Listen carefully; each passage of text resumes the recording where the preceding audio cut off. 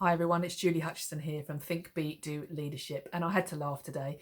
I sent an email out to somebody asking if they wanted to catch up, and his name is Brian. What a lovely man. And he came back to me and said, I would, Julie, and I will when I get some time, but at the moment I've just furloughed my 2 admin staff and I am now playing, I think he said salesperson, administrative assistant, follow-up accounts person, acquisition, and oh, by the way, I have to make the tea as well. So I think what he was trying to tell me was he's like super busy and he's taken on all these roles, and I just wanted to talk about that really, because thinking about all business owners who furloughed their staff, what are you actually doing in the office now, or not necessarily in the office, but even if you're remote working, how are you managing? Because you're trying to do a bunch of stuff that you've furloughed people from. So I would really love to hear from you about the number of different roles that you're having to perform and how are you managing to do that, because that's a huge amount of headspace that's taken up with just trying to juggle all these different plates or balls if we're juggling plates. But all these different things you're having to juggle. And I'd really be interested to hear about how you're managing to do that. What are your top tips on how to manage when you've furloughed your staff?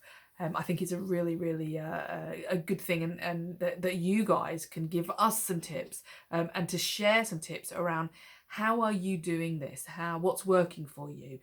There's a whole load of stuff out there about what's not working. So how about what's working? How are you making this happen in your business, small business, medium business, whatever it is that you're having to do, how are you making it work? So for me, one of the big things, I was talking to somebody this morning and they were just like, I'm so overwhelmed and I've got so many things on my list of things to do. And we just said the problem when you're overwhelmed is that you look at what you've got to do and you don't do any of them because you're just in that kind of like complete desperate, like, I can't even look at it. And you know you've got to get stuff done.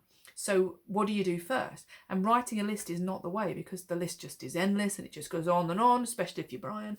And so my big simple thing to do is that you just write 3 things on a piece of paper that are the top things, and you don't look at anything else for that day, and you make sure that you focus on just those 3 things.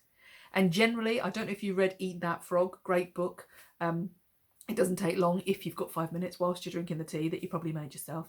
If you've got 5 minutes, read it, because Eat That Frog is about getting those harder jobs done first. But pick 3 things and no more on your plate is my top tip for the day. What is your top tip for surviving when you've just furloughed all of your staff, or some of your staff, or too many of your staff and you're trying to do everything? I'd really love to hear.